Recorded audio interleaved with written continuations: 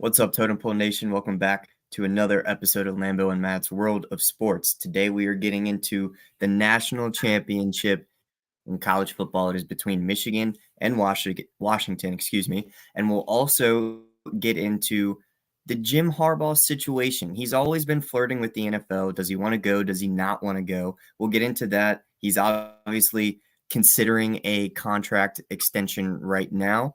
So we'll give our thoughts on that. We'll give our thoughts and picks on the upcoming game. If you want merch like this hoodie, we've got hats, t-shirts, bags, cups, whatever you need. TotemPoleNation.com is in the ticker, as well as Sideline Sports Network. So shout out to them and the Sideline Sports Network accounts for both Michigan and Washington. If you want more specified content for that, give them a follow on X. Let's get into it.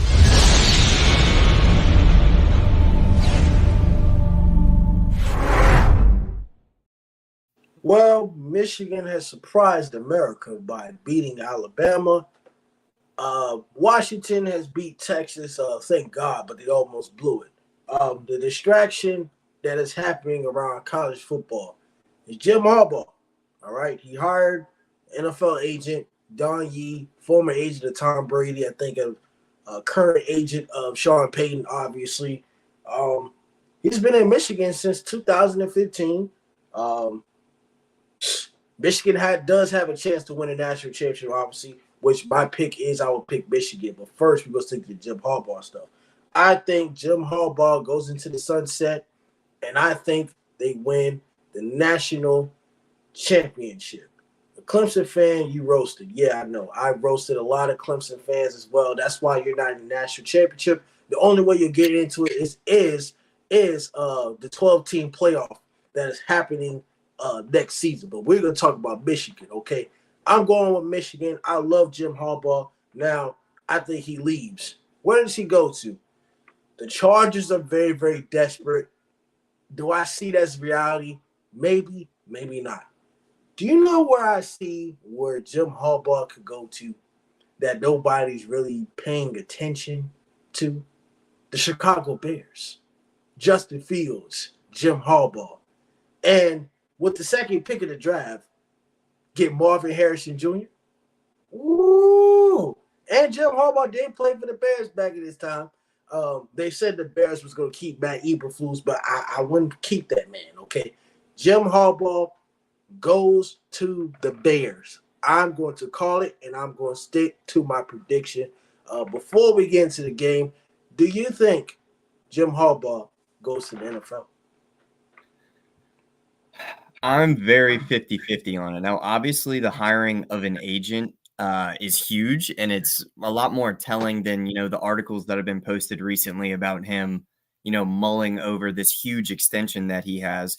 What really threw me off, though, about most of these conversations and articles that have been written about, him weighing his options between the NFL and a $125 million extension with Michigan is, it's they've been putting it in all these articles that if he signs this, there's a clause in the contract that he's not allowed to then go to the NFL. That's what a contract means, dumbasses. Like that it just makes no sense to me why these people that are paid to write about sports are writing about this as it's some big revelation in the sports world that there's a clause in a contract that isn't going to let him go look for other jobs.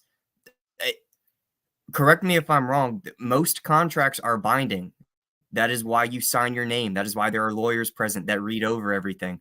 So that was just me getting that off my chest about some sports writers in today's, CBS and ESPN areas. It just pisses me off. Now, do I think that he'll stay? If they win, I kind of think that points more towards him staying. Now, Scott, I like that. The Panthers is not a bad spot. The issue is I feel like they have a lot of areas that need to, get improved on every single area of the coaching staff. Now, the roster is a completely separate issue that everyone needs to get not replaced, but every position needs an upgrade, right? So I think, brother, Stop. brother. Just stop. Stop. Do you forget about the 49ers? The 49ers Stop it. I'm are gonna up take there. that off the Stop. screen. The Ravens. Come on stop. now, brother. Just stop. Yeah, come on now. So you mentioned the Chargers, and I do think that's like a really good spot for anybody. But as we've talked about numerous times on here, I feel like, don't want to go with the defensive coach next time. They've had 2 in a row. Yeah, Flacco, something about Flacco, man. It's just something about Flacco. No, so I don't think that the Chargers are a good spot just because I think that they're going to move on to an offensive head coach. Obviously, a defensive head coach has not worked. I think the Raiders are going to stick with AP over there. He's done nothing but inspire those guys and lead to way better production on the field than we ever saw from big guy from New England. So I think honestly, if he wins the championship, I think it points more towards him staying. $125 million, while he will, make a boatload of money in the NFL for sure. $125 million guaranteed is something that you can't just, look away from because you flirt with the NFL every year. The Bears are locked in at the number 1 pick with that Panthers pick. So there's a lot of uncertainty on the future of that team with the direction they want to go with Fields, if not with Fields. So, whoa, Scott, you breaking news on here, man? You lying. Are you breaking news right now? You lying. You lying. You lying. You lying. You lying. Hold on. You lying. I need a fact check. I need a fact check on Scott. You lying. You lying. Hold on. You lying. You lying. Twitter? Somebody say something on Twitter? He said, look it up, Buttercup. I'm about to look on Twitter because I don't see nothing right now. He must be lying. I got to see something. I got to see proof.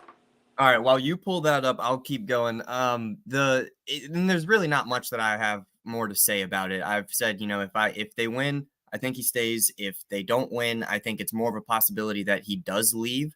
But at the same time, this isn't like a one and done thing for Michigan. They've obviously had opportunities since Jim has been there to be in this position. Obviously, there's been a couple bumps in the road, but the past, 3 years they've been in the playoff and have come close to making the national championship. I don't know if a one and done thing for him winning a national championship would, satisfy that urge that he obviously has as like the ultimate competitor. Now, at the same time, you can consider he's had one chance at winning a Super Bowl and his brother took it from him.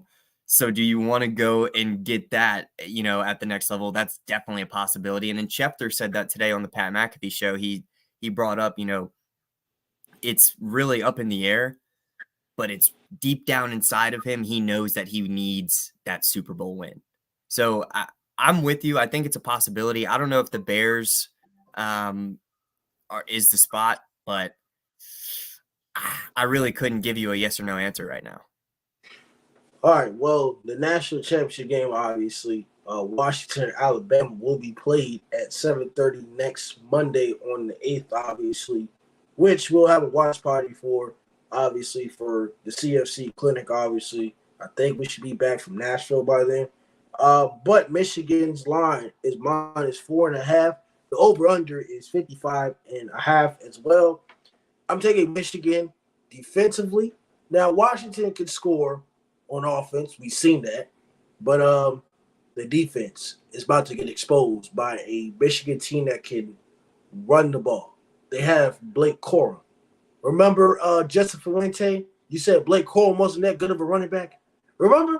Don't remind me, dude. Wasn't good of a running back? Yeah, of course I know. Of course. And you know who their backup quarterback is? Orgy. Guess where he was committed to first? Virginia Tech. You know how many Hokies are on that sideline that Fuente chased away? Especially like six. I didn't even know about Blake Corum. I said, you chased away Blake Corum. And he's been one of the best running backs in college football for the past 2 years. 2 years. Yep. And he'll probably be a top 5 or top 10 draft pick, depending on positions needed in the NFL draft coming up. I know it's high for a running back, but he'll be drafted in the first 2 rounds. But a running back that's already had an ACL surgery probably isn't going to go in the top 10, I wouldn't imagine, especially with how deep the quarterback class is this year. But I hear you, and I agree with you. He's one of the thank you, Scott. He's one of the best running backs in the country for sure, and whatever NFL team gets him next year is going to be very lucky and very happy about that. Keep going. Oh yeah, the game I am going to take Michigan. I do like Washington. I like Michael Penix. I like Kalen DeBoer, the head coach, obviously, but Michigan is going to go ahead and surprise a lot of people, just like it surprised Alabama when it came to that game. I thought Michigan was going to lose, but when it came to Alabama, they just fumbled the snap. Don't like the play call on 4th and goal from the 3-yard line with a QB sneak. I understand the snap was low. I just don't like that, especially when you called a timeout 3 goddamn times, and that's the goddamn play you came up with. Right. I mean, Lord of mercy. So what I've read though about that play, and this is, I mean, it could just be complete hearsay and someone's just pulling it out of their ass. I don't know. But what I've read is that it was a Scott, we'll get into that next episode. Don't you worry, baby. You know the Cowboys Nation fan right here. We'll get into that. All right. So I think, and I'm losing my train of thought now. Scott, you got me all twisted up. The thing with that play, what I've read is that it was supposed to be an RPO. So he had the option of taking it, or he had that pass on the in breaking route, right? Which obviously you're banking on either soft man coverage or a zone. Either way, it didn't get to happen because that snap was awful. And then when that processed in his head that he doesn't have that option anymore and he goes, that right tackle got bullied back into his running lane and he tripped over, right? So do I agree with the play call? No, I think I want to give my quarterback who has won us games this year in miraculous fashion, I want to give him a chance with his arm to make something happen. And if he does need to extend with his legs, we know he can do that. But in RPO, where there's so much, up to decision making in that quick second, I don't know if I'm calling that either. So I agree with you there. The game itself, I'm going to roll with Michigan. But I don't think that this is going to be, Washington getting their doors blown off because it's a Pac-12 defense. These guys had to play against Oregon, who had one of the top offenses in the country, as well as a top 10 defense in the country, and they beat them twice. Now, they don't have the number 1 defense in the country. That would be Michigan, right? So I'm not saying that they've already played a defense exactly to this caliber, but at the same time, it's not like they haven't seen a top caliber defense. Oregon's defense was very, very good this year. Top 10 in most categories, top 5 in some. So it's not going to be some blowout. I don't think Michigan is really built to blow out a top contending team like this. And then when you go to that Bama game, it really took, and now I don't want to take credit away from that last drive to get it into overtime because that was big, but it really took Bama folding and giving up a 99-yard drive at the end of the game for them to even get it to overtime. So all credit to Michigan for getting them there. But at the same time, that's, covering a running back going out into the flat who then makes it a 25-yard gain after that block in the back. It should have been 35. There were opportunities for Bama to close that game out, and they choked. Michigan earned it for sure. They earned the win. But Bama folded. They should have had that game, and they didn't. Well, unfortunately, will this game go to OT? Maybe. I mean, the last game with the OT, I'm not surprised. I wouldn't be surprised if this game go to overtime either. We will have to see how it goes. College football has been unpredictable. Nobody expected Alabama to not play for the national championship. But I did tell you, Texas fans, you weren't going to beat Washington. So I did damn near say that. And thank God that Washington and Michigan are playing. Don't forget to like, comment, subscribe. Wait. I will say this. I will say this. Now, you have obviously been very vocal about your dislike towards the Longhorns, right? Yeah. And rightfully so. Spent a lot of time in Texas. You spent a lot of time around those Longhorn fans. I get it. But I do think that they have earned the right to say that they are back. Not yet, because what if they win? What if they win less than 12 games next year and don't even compete for the college football playoff? Well, You no, have so 12 teams, so there's really no excuse not being in the top 12 next year. There's really no excuse. Exactly. And so what I'm saying is they like an SEC team that's 10-2 is probably going to get in next year. They're playing An in the AC SEC, so how good is their schedule going to be, and how good of teams can they beat? Because they're gonna have to play Alabama and LSU. So are they gonna beat those teams that's supposed to be in the SEC? right. It's not And Big 12. The Big 12 is weak. This is the SEC. Ole yeah, Miss no, has got I better. hear you. I agree. I agree. But I think Texas, already beat Bama this year. Scott just said that. So I'm riding with Scott on this one, even though he just said that BS about Milroe. But I think that they've earned the right to say that they're back. They've earned it. They have to be consistent, which means I want them to be consistent for the next 3 years. If they get to the top 4 in the college football playoff, depending on how this playoff plays with 4 teams having a bye, if they get consistent enough, then I will allow them to say that they're back. But we've seen teams like TCU, all right. This isn't TCU, one good though. year.